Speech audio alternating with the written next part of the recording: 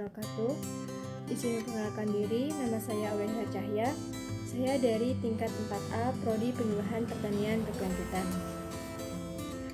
Sebelumnya, yang terhormat kepada Ibu Titis Tuli Purboning Tias dan juga kepada Bapak Yur Halibahar selaku dosen pengampu mata kuliah Konservasi Tanah dan Air, juga kepada rekan-rekan yang saya banggakan. Sebelumnya, izinkan saya untuk memaparkan hasil praktikum, yaitu mengenai konservasi tanah dan air, yang dimana dalam kegiatannya itu terdiri dari 4 pokok bahasan. Yang pertama yaitu mengenai pengambilan tanah komposit pada areal sawah dan juga pada areal kering. Kemudian, praktikum yang kedua merupakan mengidentifikasi dari jenis-jenis erosi yang ada di lapangan. Praktikum ketiga merupakan tindakan konservasi tanah dan air apa saja yang telah diterapkan secara vegetatif di lingkungan sekitar. Kemudian, yang keempat yaitu mengenai pembuatan lubang resapan biotorik. Untuk praktikum pertama yaitu mengenai pengambilan tanah komposit pada areal sawah dan juga pada areal kering. Adapun hal yang melatar belakangi kenapa dilakukan praktik tersebut yaitu karena adanya hubungan antara ketersediaan hara dan juga tanaman, yaitu seperti yang telah kita ketahui bahwasannya pertumbuhan tanaman itu sangat dipengaruhi oleh ketersediaan unsur hara dan juga dipengaruhi oleh kemampuan dari akar tanaman itu sendiri dalam mengambil unsur hara di dalam tanah. Berdasarkan hal tersebut, maka harus dilakukannya analisis tanah ataupun pengujian tanah untuk memperoleh rekomendasi pemupukan yang sesuai dengan komoditas yang akan diusahakan. Akan tetapi, karena banyaknya karakteristik yang dimiliki oleh tanah dan juga tentunya luasan areal yang diuji itu tidak sedikit, maka untuk mengefektifkan atau mengefisiensi dari waktu, kemudian tenaga, dan juga biaya, maka penting dilakukan dengan pengambilan sampel. Nah, selanjutnya, adapun tujuan dari praktikum itu sendiri. Yang pertama yaitu melakukan atau mengidentifikasi keadaan topografi wilayah tempat praktikum. Kemudian yang kedua, menerapkan teknik pengambilan tanah komposit itu pada lahan kering ataupun lahan sawah.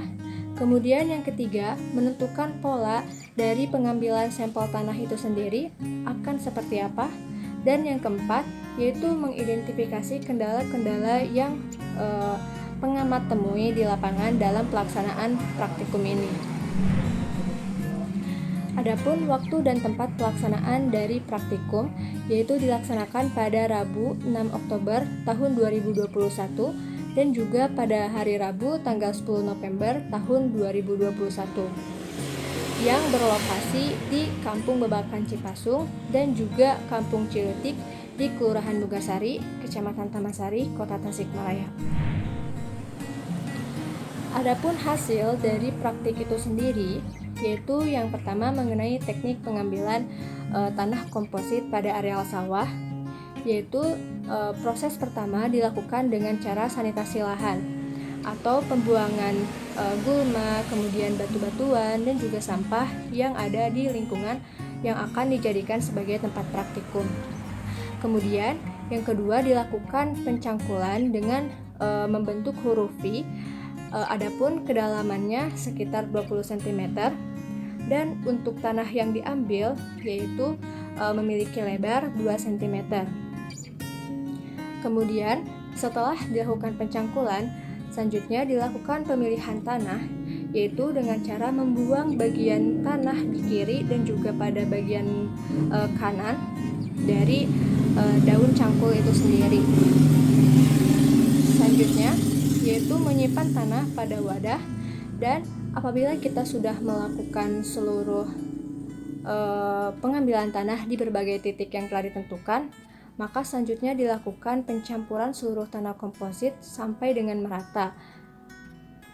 Kemudian dilakukan juga penimbangan tanah karena pada dasarnya tanah yang digunakan untuk pengujian atau analisis tanah hanya diperlukan 1,5 kg saja.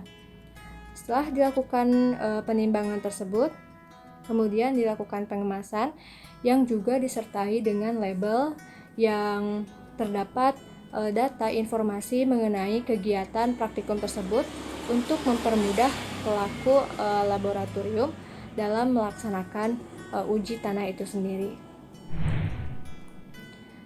Adapun untuk teknik pengambilan tanah komposit pada areal kering, itu tahapan-tahapannya sama dengan tanah sawah, yang membedakan hanya lokasi ataupun jenis tanah yang diuji. Baik, sebelum pelaksanaan pengambilan tanah komposit, kita juga perlu menentukan pola pengambilan tanah.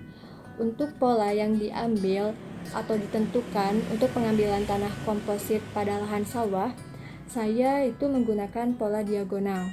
Hal tersebut didasarkan pada bentuk lahan sawah memiliki bentuk persegi, sehingga dengan penggunaan pola diagonal, masing-masing titik ataupun areal sawah tersebut dapat diambil contohnya. Kemudian pada lahan kering yaitu dilakukan dengan pola zigzag.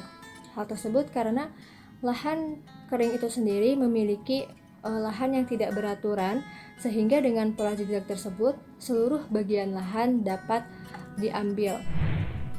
Adapun kendala yang dihadapi oleh saya sebagai pelaku praktikum yaitu yang pertama, ketersediaan lahan. Karena waktu pelaksanaan praktikum itu pada bulan Oktober, sehingga sudah terjadi musim hujan dan dampaknya para petani telah melakukan pengolahan tanah, juga telah melakukan penanaman pada areal sawahnya tersebut. Kemudian kendala yang kedua yaitu mengenai vegetasi tanaman, di mana tanaman sisa pada musim sebelumnya yaitu memiliki tinggi tanaman yang tinggi sehingga susah untuk dilakukan sanitasi dengan menggunakan cangkul. Kemudian yang ketiga mengenai perizinan praktikum, yaitu karena pemilik lahan sukar untuk memberikan izin dalam pelaksanaan praktikum. Selanjutnya merupakan pokok bahasan kedua, yaitu mengenai identifikasi jenis-jenis erosi. Hal yang melatar belakangi mengapa harus dilakukan praktikum identifikasi jenis-jenis erosi, yaitu pertama karena erosi di Indonesia memiliki tingkat atau luasan erosi seluas 137 hektar pada setiap tahunnya. Hal tersebut merupakan luasan yang sangat luas sehingga perlunya difokuskan ataupun diperhatikan oleh peneliti dan juga oleh masyarakat. Kemudian, yang kedua, erosi juga memberikan dampak negatif terhadap lingkungan, seperti halnya penurunan mutu lahan, kemudian penurunan produktivitas, dan juga penurunan massa guna badan air seperti sungai, waduk, dan juga danau. Berdasarkan hal tersebut, maka harus dilakukan pencegahan erosi, yaitu dengan cara pengenalan bentuk ataupun jenis erosi yang disertai juga dengan mengetahui faktor apa saja yang dapat mempengaruhi terjadinya erosi, sehingga diharapkan masyarakat tidak melakukan hal-hal yang dapat memicu terjadinya erosi. Adapun tujuan dari praktikum ini yaitu yang pertama mendokumentasikan bentuk ataupun jenis erosi yang terjadi di lingkungan sekitar. Kemudian yang kedua mendeskripsikan bentuk ataupun jenis erosi yang telah ditemukan oleh pengamat. Waktu dan tempat pelaksanaan praktik tersebut yaitu pada hari Selasa tanggal 4 Januari tahun 2022 yang berlokasi di lahan praktikum Politeknik Pembangunan Pertanian Bogor. Selanjutnya merupakan hasil praktikum. Berdasarkan hasil pengamatan yang telah dilakukan, jenis-jenis erosi yang terjadi di lahan Politeknik Pembangunan Pertanian Bogor yaitu terdiri dari erosi percikan, di mana untuk erosi ini disebabkan oleh air hujan yang jatuh terhadap tanah secara langsung tanpa melalui vegetasi tanaman, sehingga energi kinetik yang dihasilkan oleh air hujan sangatlah tinggi dan menyebabkan tanah menjadi terpecah dan akhirnya berpindah tempat. Kemudian, erosi kedua merupakan sheet erosion, di mana erosi ini terjadi karena intensitas curah hujan yang tinggi, kemudian tanah juga tidak memiliki daya infiltrasi yang baik, sehingga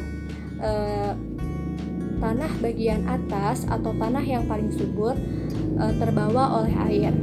Akan tetapi pada erosi jenis ini tanah tidak terpecah, akan tetapi terbawa dalam bentuk lembaran. Kemudian yang terakhir yaitu longsor.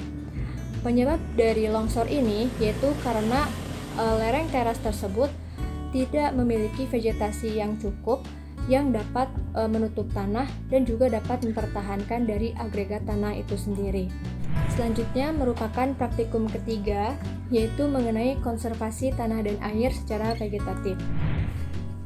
Hal-hal yang melatar belakangi kenapa dilaksanakannya praktikum ini, yaitu yang pertama karena sumber daya lahan pertanian merupakan komponen yang sangat penting dan juga tidak dapat tergantikan, baik itu dengan menggunakan alat mesin ataupun teknologi lainnya.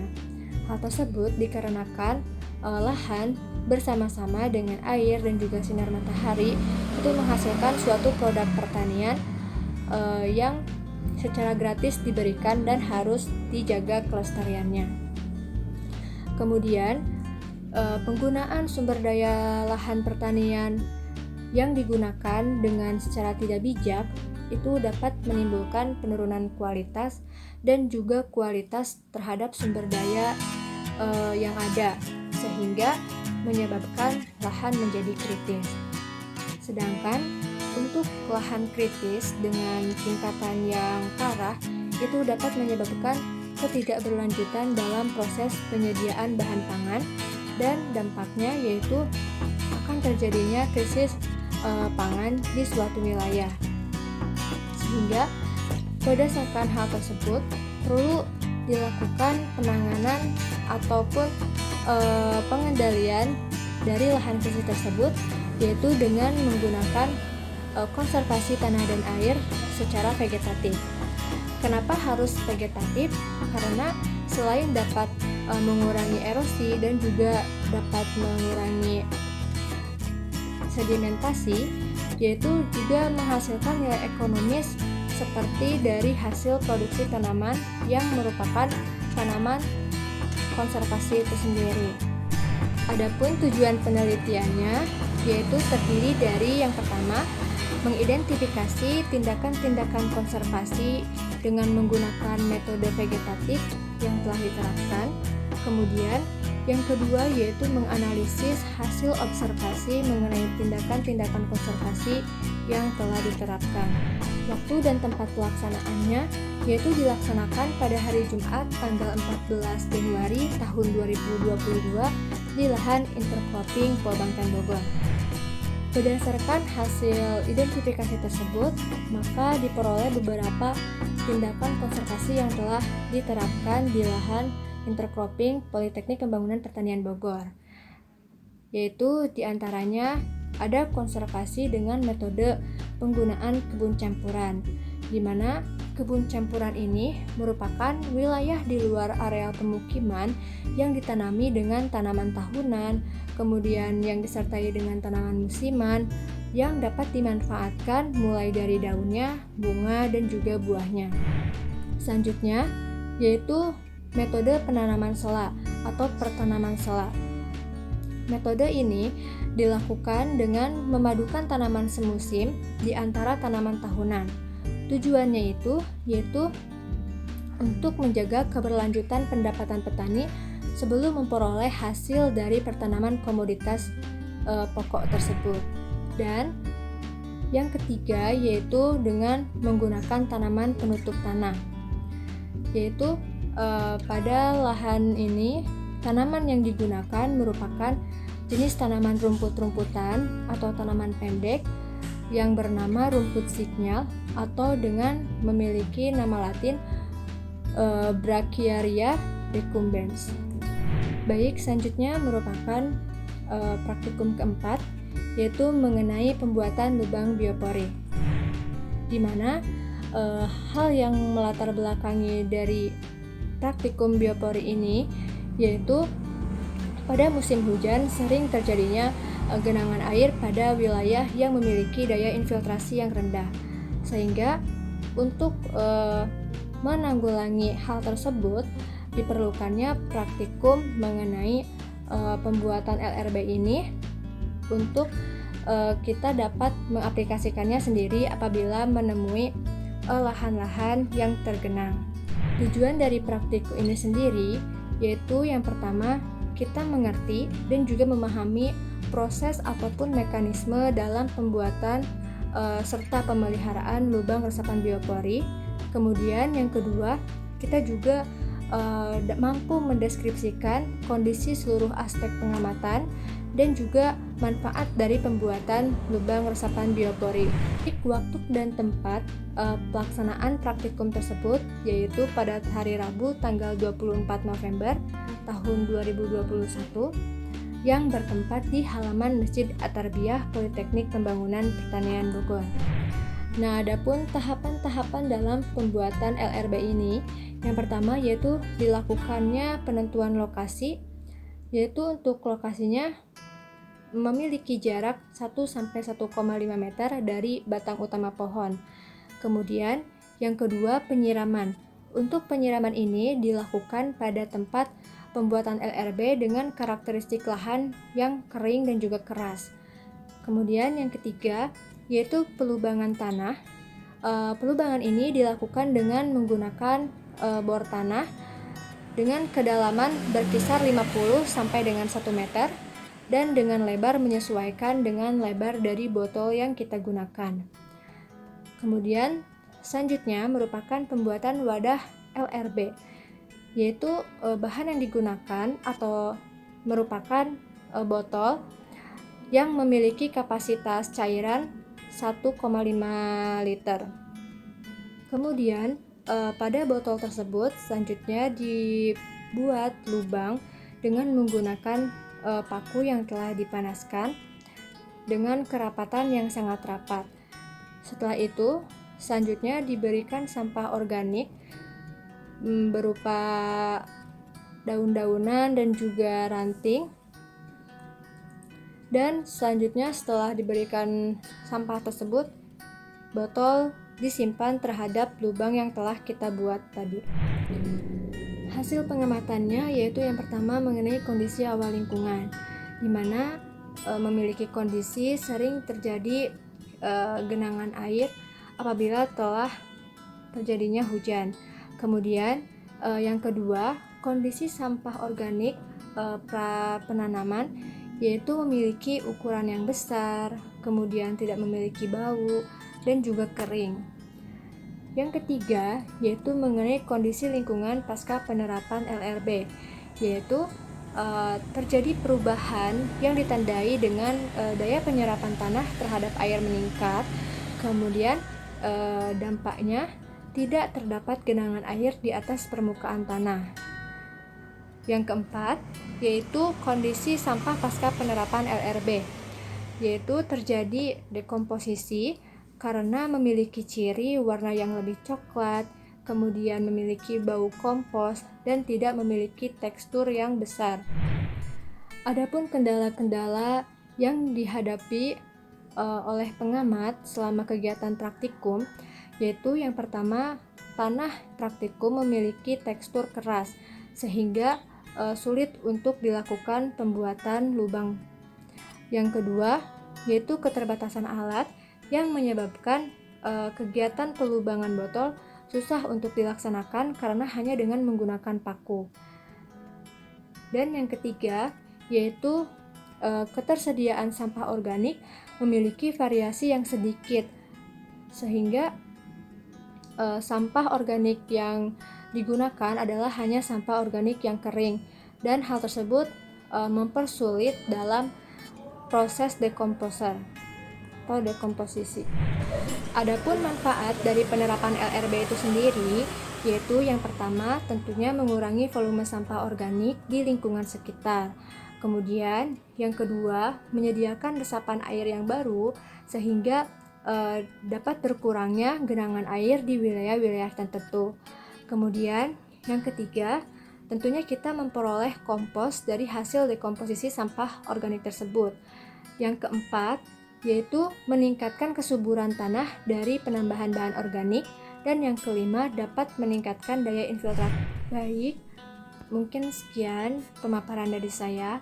Mohon maaf apabila ada kesalahan, baik itu dalam sikap selama presentasi ataupun tutur kata yang saya sampaikan. Sekian dari saya. Wassalamualaikum warahmatullahi wabarakatuh.